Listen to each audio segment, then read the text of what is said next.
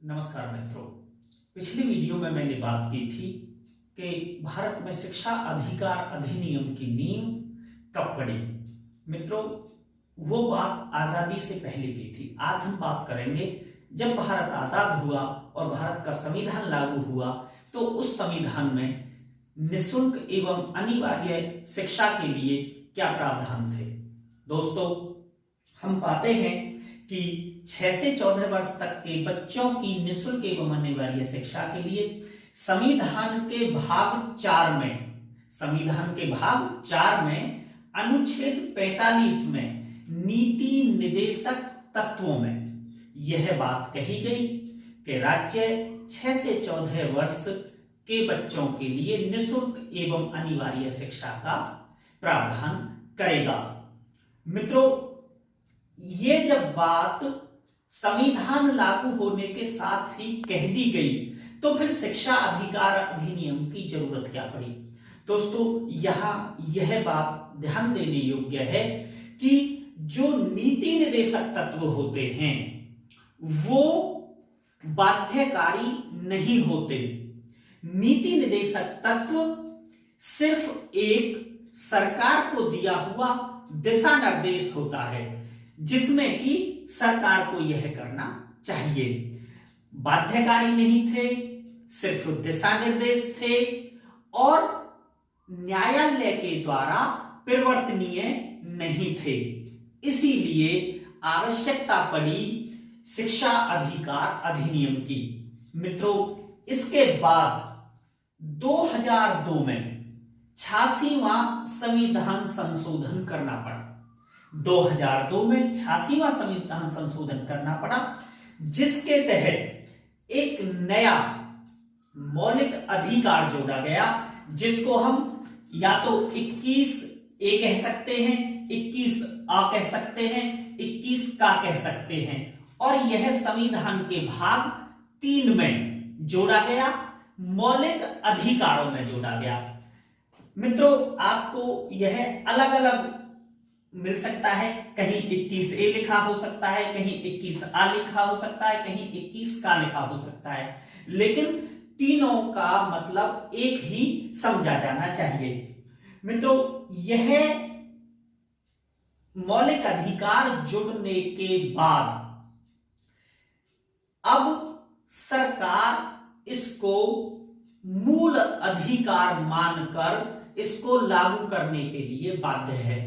दोस्तों, जब संविधान संशोधन 86वां हुआ तो उसमें ये 21A तो जोड़ा ही गया, इसके साथ साथ जो अनुच्छेद 45 पहले से था और उसमें 6 से 14 वर्ष तक के बच्चों की शिक्षा का प्रावधान था, लेकिन अब उसके स्थान पर 6 से कम वर्ष के आयु के बच्चों की देखरेख एवं शिक्षा की व्यवस्था राज्य करेगा। पहले 6 से 14 वर्ष तक की बात की गई थी, लेकिन अनुच्छेद 45 में 86वें संविधान संशोधन के बाद यह बात जोड़ी गई कि जो बच्चे 6 से कम आयु के हैं उनकी देखरेख एवं शिक्षा की व्यवस्था राज्य करेगा। मित्रों, इसी के साथ साथ 2002 के 86वें संविधान संशोधन में ही अनुच्छेद 51 में एक नया खंड जोड़ा गया। पहले से अनुच्छेद 51 में जो खंड थे वो J तक थे, यानी 10 खंड उसमें पहले से थे। उसमें एक नया खंड जोड़ा गया जो के या टा कहा जा सकता है या कहा गया। के में यह बात कही गई कि जो 6 से 14 वर्ष की आयु के बालकों के माता पिता हैं या संरक्षक हैं या अभिभावक हैं, वो अपने बच्चों को शिक्षा का अवसर प्रदान करें। यानी कि यह 51 के जिसमें कि मूल कर्तव्य है, मूल कर्तव्यों में एक नया खंड जोड़ा गया जो के या टा कहा गया और उसमें कहा गया कि माता पिता या संरक्षक या अभिभावक अपने 6 से 14 वर्ष के बच्चों को शैक्षिक अवसर प्रदान करें, उन्हें शिक्षा प्राप्त करने का अवसर प्रदान करें।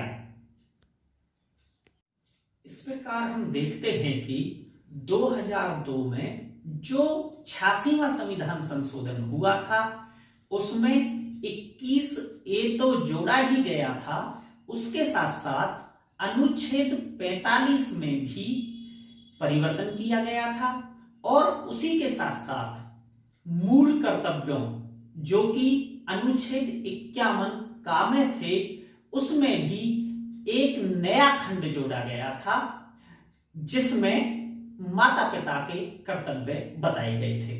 उसके बाद 20 जुलाई 2009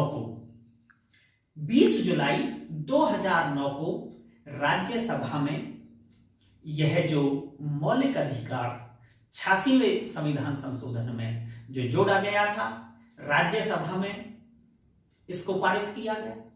उसके बाद 4 अगस्त 2009 को लोकसभा में पारित हुआ।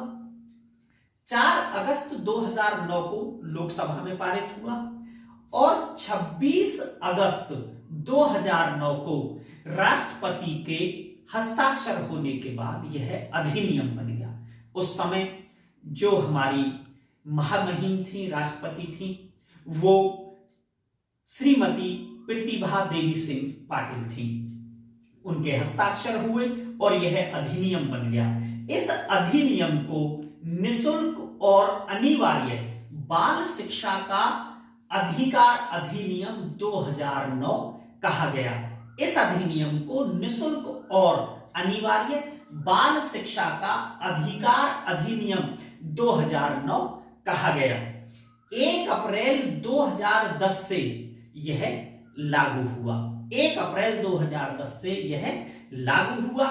भारत 135वां देश था जिसमें शिक्षा को एक अधिकार के रूप में स्वीकार किया गया।